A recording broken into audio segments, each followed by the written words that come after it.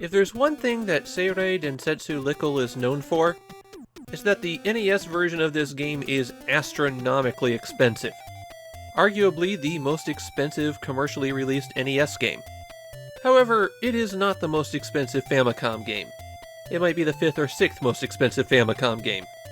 This is the third and final console game developed by Takeru, also known as Seirei. As a company, they lasted an extremely short time, effectively between 1990 and 1993. They ported some computer games to other computers, made some very obscure computer games, and for the Famicom, they developed Kokoron, the platform game where you explore a big dream kingdom and build heroes out of spare parts. For their follow-up, they chose to do something a lot more ambitious, and that was an early visual novel. Nostalgia 1907 was a multimedia extravaganza released for the Sega CD platform. It had a complex storyline about sabotage on a transatlantic liner, the politics of the Russo-Japanese War, and the main character being accused of crimes they didn't commit. It was also released about 4 months before Chunsoft's Otogiriso, the game that really kicked off the visual novel genre. And so Nostalgia 1907 reviewed terribly, most people complaining about the lack of interactivity in the game.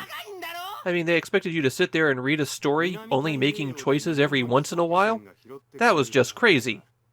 Nostalgia 1907 wound up being a huge bomb for Takeru, although it gained quite a cult following afterwards. The company never managed to recover from that financial blow, and they teetered on the brink of collapse for a few more years.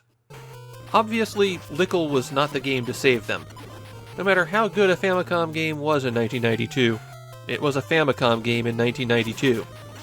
It's a shame since Seirei Densetsu Lickle is a masterpiece.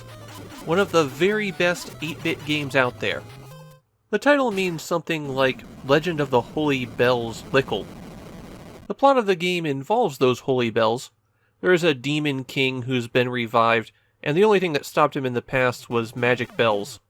So the king calls for heroes who own the bells. At the start of the game, you have your choice of 4 stages, each of which requires that you play as a different character. But after you've completed those 4 stages, and a small boss fight, then you can freely switch between all 4 characters. Just hit start and you can pick who you want. The game is named after the human boy Lickle, so you know he has to be the best one. He attacks by throwing bells forward, and he can cling to walls and ceilings by hitting the jump button when you're up against them. If Lickle's ever defeated in battle, it just costs you 1 life and he comes back with full health. Kikira is a girl who was turned into a dragon because she was so selfish. If you hit jump again while she's in the air, she can fly around. You can't gain any height this way, but you can cover long gaps. She also doesn't slip while walking on ice. She attacks by breathing fire, which goes down and then arcs upward. So sometimes it can be a little bit tricky to hit people with it, but she can fire a lot of it, which actually makes her usually a good choice against tough enemies.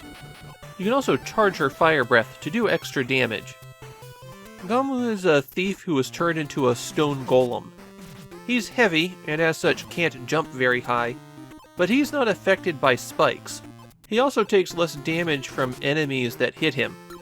Gamu attacks by punching, which has a fairly short range, but he can aim it up and down freely, making him the only character who can hit things directly above him.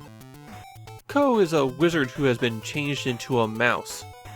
He can stick to walls in the ceiling and run along them. He can also fit through small gaps that the others can't. Ko attacks by dropping bombs that have a very small explosion radius. It's pretty hard to hit things with them, but they are by far the most effective weapon in the game.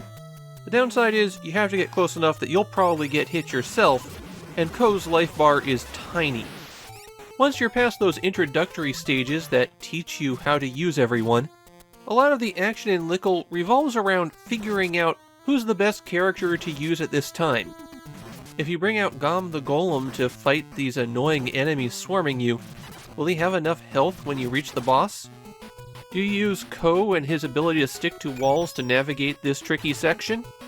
Or do you try to navigate the narrow spaces with Kikira? When you're fighting a boss, how do you want to wear down their health bar?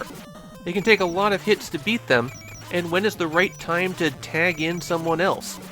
One of their bullets might only do 1 point of damage, but touching the boss can do 6. There are some power-ups that you can either find laying around or have them dropped by enemies. Hearts will refill some of your life. Small hearts are just 1 point, while big hearts are worth 4. The crystal balls are especially vital. They extend your health bar a little bit. There is a maximum length that they can be extended, and a character collecting 2 of those balls will put them at that. You go back to everyone's default health when you continue, or use a password to continue. So even though you'll be at maximum health after a couple of stages, it's still necessary to keep those around.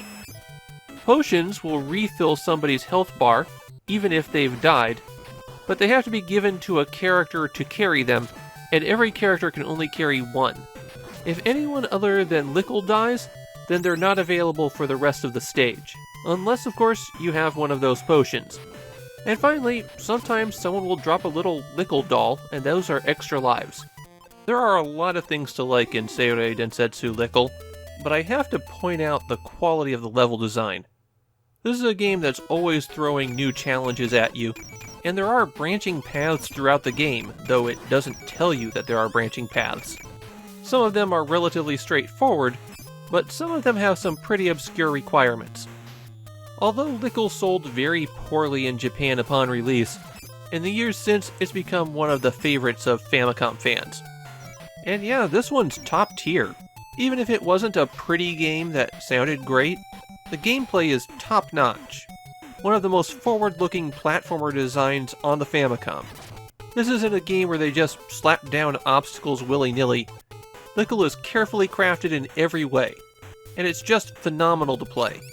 This is one of the best games on the system, though you might want to find alternate methods to playing it than paying that price.